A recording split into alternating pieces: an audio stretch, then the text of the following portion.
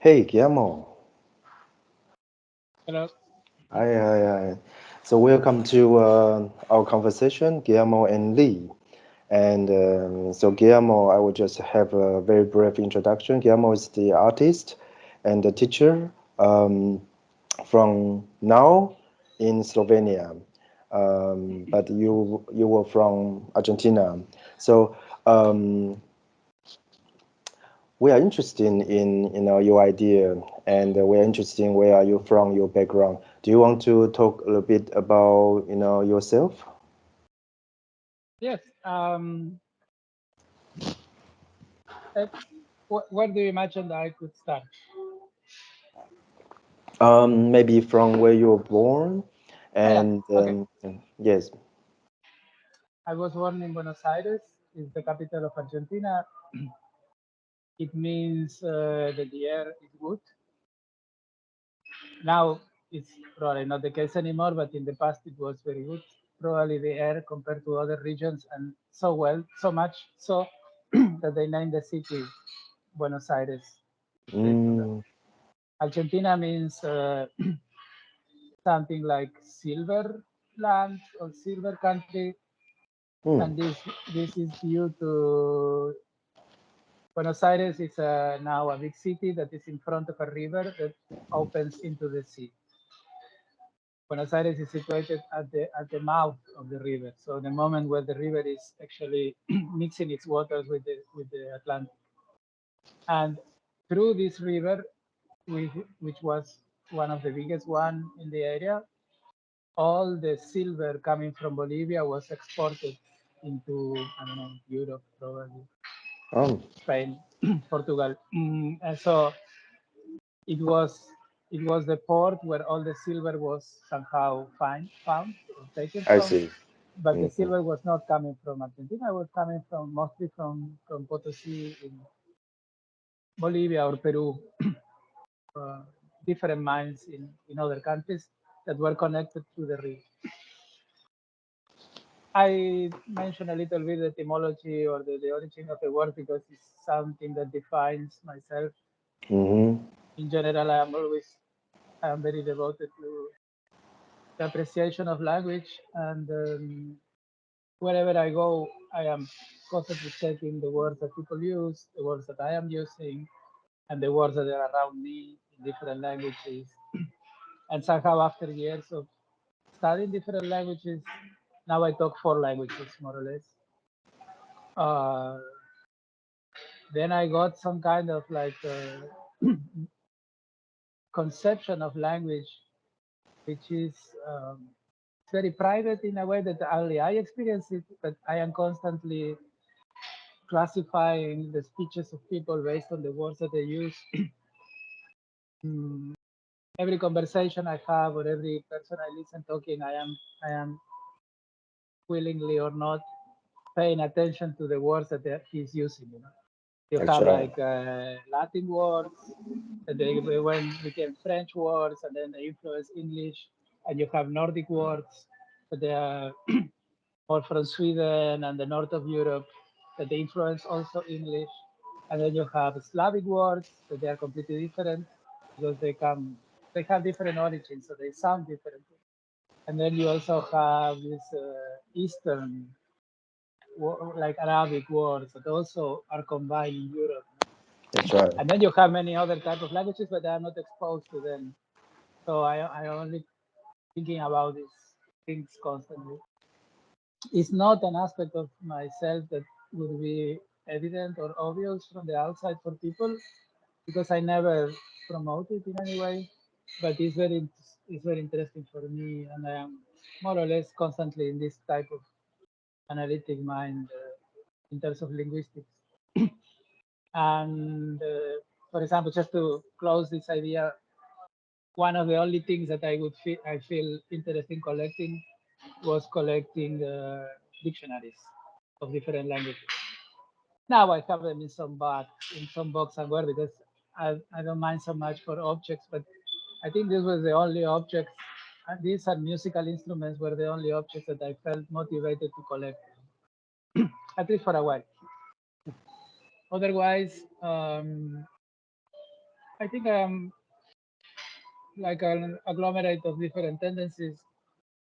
There is a philosophical aspect of practical philosophy where I am thinking and I am open and curious about the thinking of other people, and I am selecting from all these ideas the ones that I can actually put in practice in my Mm-hmm. life, or that other people can put in practice, or they are putting in practice.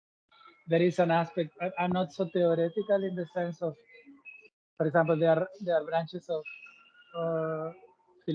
European philosophy that for me are so abstract that I don't have interest in them because there is not a direct application into life experiences. Mm-hmm. It's not that they have less quality or something, but for me they are too hard to grasp because there is an evolution of ideas in the intellectual realm without necessarily um, without necessarily becoming part of the material world or the behavioral world of a person. So I like a lot this aspect of everything I absorb, everything I learn and judge and analyze and decodify and organize in my way. It has to be applied in life, at least in my life. And Mm-hmm. in the same way, I also analyze the life of other people and the words they are using and the ideas that they have. And I am enjoying the landscape of how they apply their own ideas. This is in this. I started with this intellectual thing. I don't know exactly why. Otherwise, I am in a big part. I am an artist in the sense that I dedicate many years of my life to arts, to play music or to do paintings or to do sculptures or dance. I am not exactly sure why did I choose to dedicate so much time to this.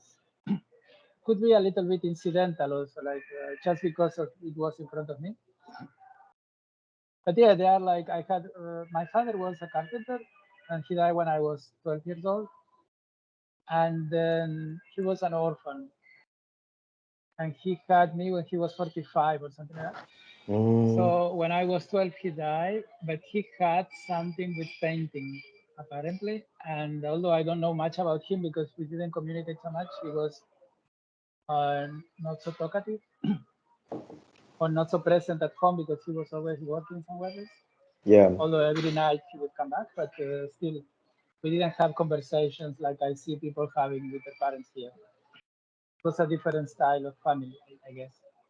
Um, he had a crush with painting, and he actually had some attempts to paintings. There were few paintings at home of him, but probably because of who knows the psychological background or that he endures, or the availability of materials, or the time he had disponible, he never became a painter. He was more like a carpenter. He was probably had to work all the time, especially to support the family. Who knows what Yeah. happened with him before? This is a very particular element that there is some kind of folk about the life of my father before meeting my mother. It was like I don't have any information about that, and we know that he was an orphan, and we know that he went to the military for 2 years, like everybody else, and then we don't know for 20 years what happened until he met my mother dancing one day. So this is somehow the myth of my father. He's this character who had these attributes and that was very introverted and very kind to me and showed me a lot of signs of love. The sense of I could it was very clear for me how much he loved me, even if I was not in a family that was dealing so much with this type of terminology or Mm-hmm. expressions of emotions. I could still classify mm, his attachment to me and his good intentions towards me, the little I saw him. Then my mother was um, a kind of secretary that was doing a job that consisted in taking notes of a person talking by employing a specific technique of abbreviations in the graphic sense. So they didn't write. She didn't write the whole words. She had all kinds of different signs that were the. It was called in Spanish. I don't know, tachydactylography, Wow. which was a specific thing about how to. Now it makes no sense with the phones and all the technology took over all these fields, but at that point, the person who could write quickly a speech had a specific attribute, and it was a profession in itself, which my mother had. Both they were descended from Indians in some way. My father was from the north of Argentina, and my mother was still from the north in comparison to Buenos Aires, but much more towards the center of the country. But it's still considered north because the country is Mm, very long. that's right. Yeah. So they both had a little bit this background of like discrimination and maladaptation to the society. They were like from the countryside. That was one point at that moment in time was a negative aspect, and they were also and then descendants from Indians, which was a second negative aspect, and they were also like of a humble origin. It was a third negative connotation, negative characteristic of the places where they started life in itself. You know? They were Mm. that was the classification of people that came to the city. You know? They came from the countryside. They were from Indian families, and they came without money. So they have very hard existence, I think, for many years.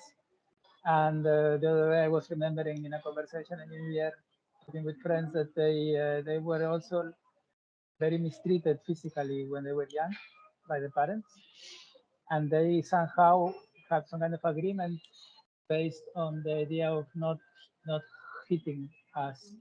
I have a half sister, which was daughter of another father, which I never met. She is 12 years older than me. Some My mother has this other husband, and then one day this man was a little bit alcoholic or something, was hurt her physically, some discussion or something, and then she just disappeared. Took my sister and went and never met him again. And then after some time, she met my father, and then I came to the world, and this was our family, you know, basically a very small family without relatives almost, and with these characteristics of emotional damage. But they were workers, and they were like they were probably in a nice mood of being able to create for their children the life that they would wish to have in some way. They were, of course, wanting us to have a higher education, Yeah. and they had the decision of not aggressing us violently Hmm. in order to educate us. And what I discovered is that probably all together with this decision of not harming us, not being physical towards us for education or like for punishment, they also suppress the emotional content, the emotional contact. So we were not hugged or kissed or expressed love or something that I see in the movies all the time. I see people in other cultures where they are like very comfortable about expressing their emotions for each other. We never experienced it. It was almost taboo in a way in my family.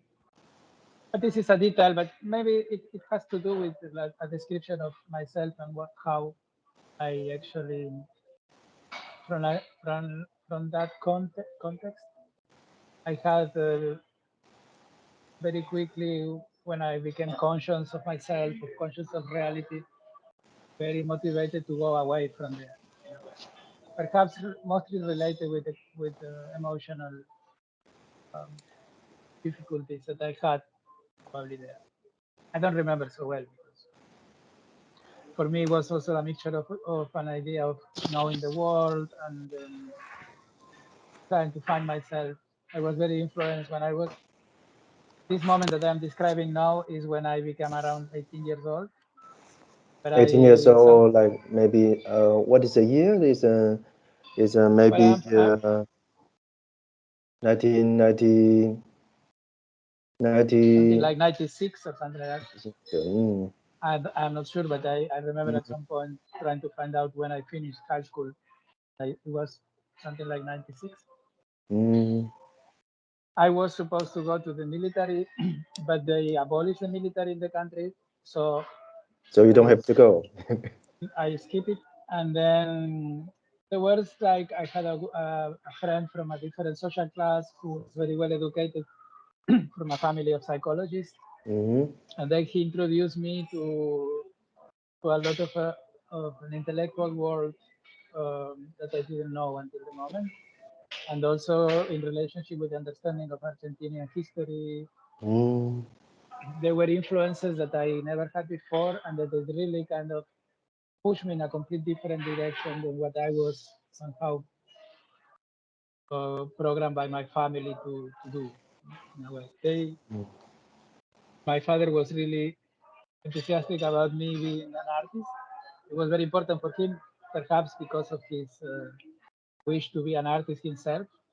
And that from when I was 5 years old, I was already drawing, perhaps in a way that was noticeable for him, as for him to believe that I had already like a tendency to become an artist or a painter or a drawer.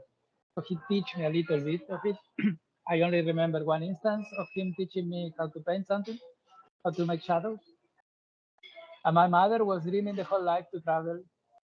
Uh, her highest dream, which she never accomplished, was to jump into these cargo trains where the harvesters would move through the country. But she was a woman, and that was not for her in this culture, in that culture. And then, but it was something important. So there was a moment, like around 10 years ago, where I realized that my life, in some level, had become the extension of their wishes. I became an artist, a painter, like my father wanted and couldn't, and I became a world traveler as my mother wished and she couldn't. mm, So when I was 18 years old, I had at this point I had already around 10 or almost 10 or more than 10 years of reading because my sister really insisted on teaching me to read when I was around 5. Uh, she your older she became sister. Yeah. Yes, she became a teacher lately Mm-hmm. afterwards, and then when I was around 5, she was a teenager and she was putting in practice her own ideas about education and something. So she teach me to read at a very early age, and I was reading the Mm, books that she had, which were completely inappropriate for a child. Not that there was something wrong about the content of the books, but they were super complex. She had to explain me word by word what they mean and what expressions, and because I like to learn things and learn languages. I was probably very interested into the codifying of this complexity, although mm-hmm. I was too much a child to understand all these adult meanings. Mm-hmm. But I remember her dedicating a lot of time for that. So when I was already 18, I had like hundreds of books inside my mind. Um, One of my aspects of my character was that I was very introverted in general. So I was reading a lot as a way to cope with my introversion or to cope with social situations where I was just reading. I used to read even walking. There were periods where I would go somewhere and I have to walk maybe 1 hour, and I would. How can you do it? You get used to it. You read you have the book like I this, mean, and then today you walk, and it today works. people say it's very dangerous to walk with Here, texting. Like yes, this is yes. even more dangerous. What do you Here think? would be now. Here would be very very strange. But in Buenos Aires, there is much more complexity and variety.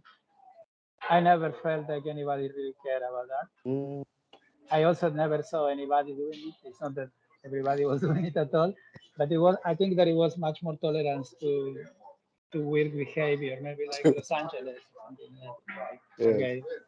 Okay, okay, he's reading. I'm going. I sing worse. So I don't think it was like a big deal, but I did it a lot, you know, I did it for years because reading for me was one of my favorite activities. I was so bad for social interactions that then my world was all about these universes and ideas. And when I Exactly. was 18, I had a very developed mind and ideas. And although I was somehow as naive as a teenager is in general, I didn't know that. So I was really convinced about my own decisions. So I left home and then I live alone since then. And Hmm. then I had a period, a very harsh period, a few years trying to live in Buenos Aires in different pensions and renting a room, sharing kitchen and toilet with other people. Really, really hard period. And at the same time, working to support all that, but not working like a normal person. But I was doing some crafts. Maybe I was doing bracelets at that point, or like Mm. leather items, something that randomly appeared. No? And then we have with some friends, we produce these belts and bags, and then we were walking and selling them on the street. Things that in Europe seem very strange and very marginal. There, many people are doing something like that. Wasn't strange, so strange. So I had Mm. all this. My high school had like an artistic Like a aspect. like a It was class. almost like Mm. I learned in the last 3 years of high school. I learned probably more or less what people learn in the first years in academy. A lot of drawing, a lot of composition, a lot of techniques of printing, book binding, metal, soft metals, shaping, engraving, Mm. ema- emails, like very deep education in arts already at the high school. Then Wow. I tried to do this university in philosophy first, and then we were in a classrooms of 300 people, and then I saw that I will learn nothing. That I would learn much more sitting with my friend, reading the whole night, than attending a class when the teacher was like this size, you know, at the end of the hall. So after 6 months, I quit. Next year, I tried to do arts, and after 6 months, I got this feeling like, look, I'm here every day, so many hours. And then from all the teachers I have, I only care for one, and the rest they were like, you want to kill them, or you feel so embarrassed about them, or you just doesn't even matter. They don't even classify them. So both experiences with the formal high education were for me, I consider them more like a waste of my time because of the level of eagerness that I have to learn and Hmm. this anxiety, and maybe because my family never tried to control so much what I was doing. And when they wanted to control it, I just went out of reach. So I was on my own, and I didn't see any motivation, any reason to put myself into a schedule that for me was a waste of time, inefficient. And then I developed this idea of doing more or like of traveling. Actually, it was related with the first meetings with these hallucinogenous plants, which is probably one of the main experiences that shaped my consciousness and my character. Is like this visiting these um, hallucinating realities, like a parallel reality. My understanding today is that when you take some kind of plant, let's say like a cactus or some, there are few plants that you can take, they have a very strong effect of several hours, and that they are Hmm. used for spiritual or medicinal purposes, not for recreation. No? So you also do them within a context with somebody or with the knowledge of how to respect these things. And this is part of the tradition in South America. Like every teenager knows that there are these sacred plants in some locations in the country, and that you can go and have like a spiritual journey by ingesting them. it's not a drug. It's like a cocaine. tradition, yeah. Mm. It is a yeah. It's a tradition of a sector of society. It's like Mm-hmm. hitchhiking, for example. It's combined with hitchhiking. Some people like, because Argentina is 5,000 kilometers long, so people from the capital or from anywhere, mostly at some point, they want to know their country. And one of the options, if you don't have money, or if you like this adventure, is just to hitchhike and go here and there, wherever you get Yes. interest in going. And then in this process of traveling for several months or 1 year, you encounter randomly a lot of people, and then these people transfer to you like a storytelling of different things.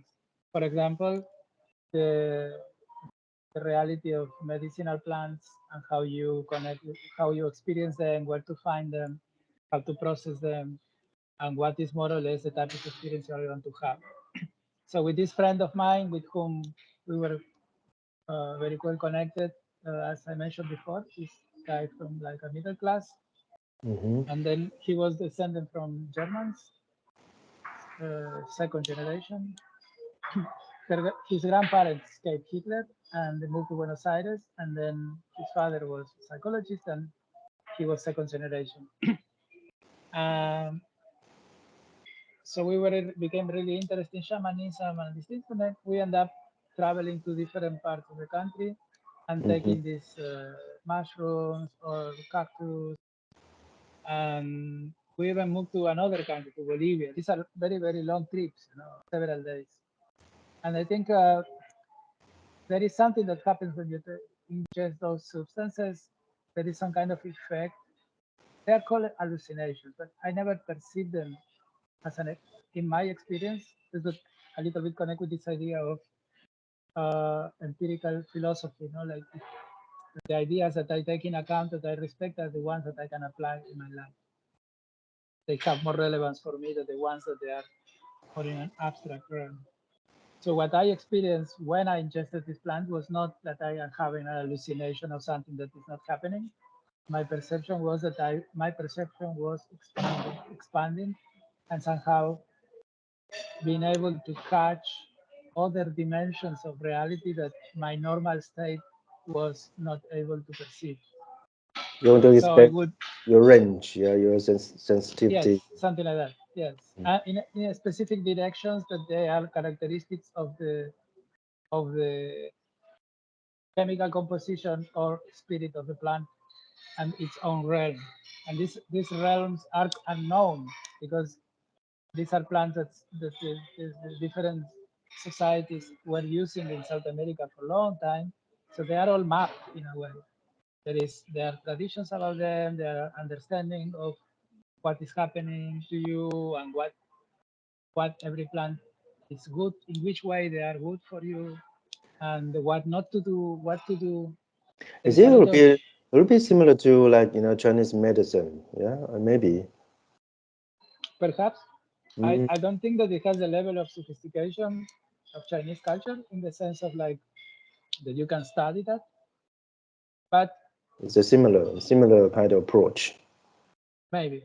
Maybe Mm, for some of the conversation we had in the past, I could say maybe because I don't know Chinese medicine or how you experience it being from mm, Taiwan, it might be very similar. Basically, it's a very archaic mm, understanding of nature, of an mm, aspect of nature.